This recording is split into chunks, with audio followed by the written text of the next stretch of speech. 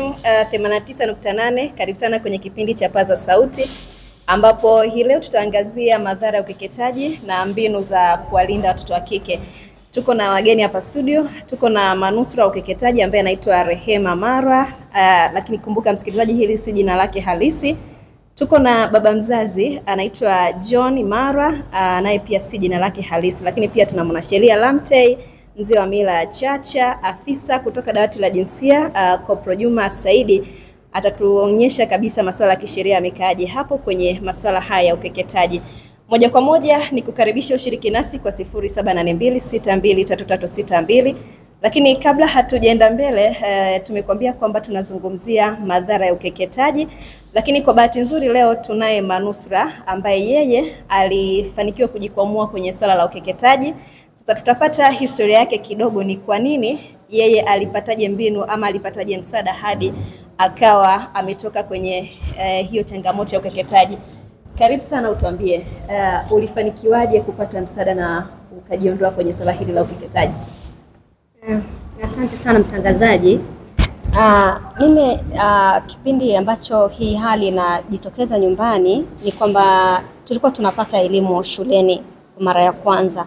Sasa baada ya kupata elimu kuhusiana na masuala mambo ya ukeketaji, lakini pia athari zake, na unajua sisi kwenye kanda yetu ni mila ambazo zipo na ni mila ambazo zinaendelezwa. Kwa hiyo wakati hili swala linafika nyumbani, mimi nikaa kwa kile ambacho nilikisikia ikabidi nikimbie, lakini sehemu nilipokimbilia ilikuwa ni kituo cha polisi, na pale ndipo nilipoweza kupata msaada. Na baada ya kupata msaada, basi nikaenda kupelekwa kwenye nyumba salama ambapo nilisaidiwa na niliendelea pia na masomo yangu, na mpaka sasa hivi nachukua degree yangu. Asante sana, najua si kazi rahisi kuvuka hiyo changamoto, lakini pia kwa kuwa umeweza utakuwa balozi wa wasichana wengine kufika hatua kama hiyo. Haikuwa rahisi kwa Rehema kufanikiwa kutoka huko, kwa sababu pia babake mzazi alikuwa hatoi mchango ambao ni chanya kwa ajili ya kutoka huko. Tumsikilize yeye alipokeaje baada ya binti yake yeye mwenyewe kufanikiwa kutoka huko, lakini sasa akaja kupata taarifa baadaye.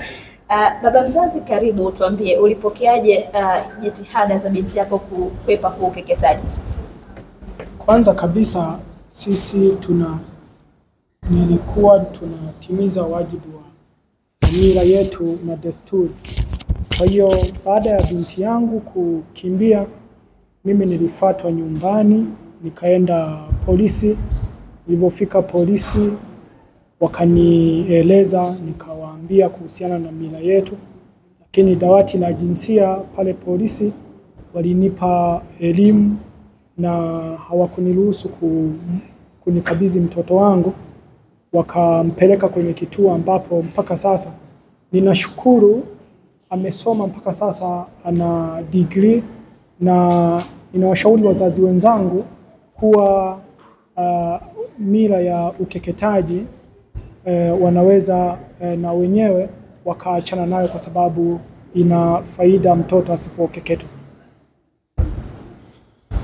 Asante sana, na kwa kuwa haikuwa hivyo na ukapokea kwa mawazo chanya, naamini pia unaweza kuwa mzazi ambaye utaenda kubadilisha jamii yako, ili na wazazi wengine wanapoona hali kama hii watoe mchango ambao ni chanya kwa watoto wao.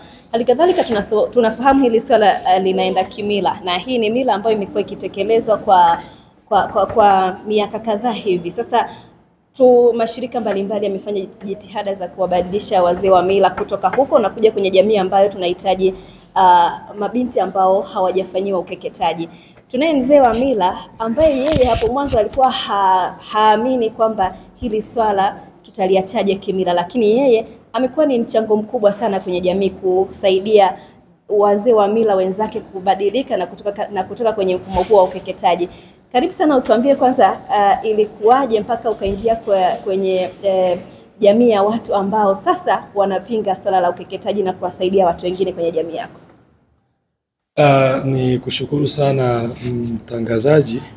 Niko majina yangu naitwa Mzee Chacha, na kwa kuhusiana na masuala ya ukeketaji, sisi huwa tunazaliwa tukiwa tunalisishwa kama wazee wa kimila. Kwa hiyo tumekuwa tukiamini kwamba ukeketa ni moja ya jambo la kuzingatia katika jamii yetu, hususan huku sisi iko ya Wakurya wa Timbaru. Tunapenda sana tukiwa tumeona mtoto wa kike amekeketwa, na tunamuona kama yule akisha keketwa kwa kipindi kile, ikiwa mtoto wa kike asipokeketwa hawezi kuolewa, na hata mtoto wa kike asipokeketwa akiolewa hawezi kufungua hata mlango. Umenielewa?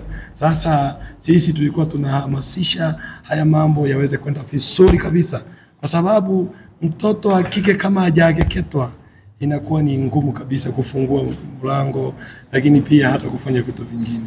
Lakini sasa baada ya mashirika kuja sasa yakatuelimisha kwamba kuna madhara ya kuweza kukeketa kama wajukuu wetu, ndio tukabadilika. Kwa hiyo nikaanza kuelimisha hawa wazee wenzangu na tumeanza kuelewa vizuri. Asante.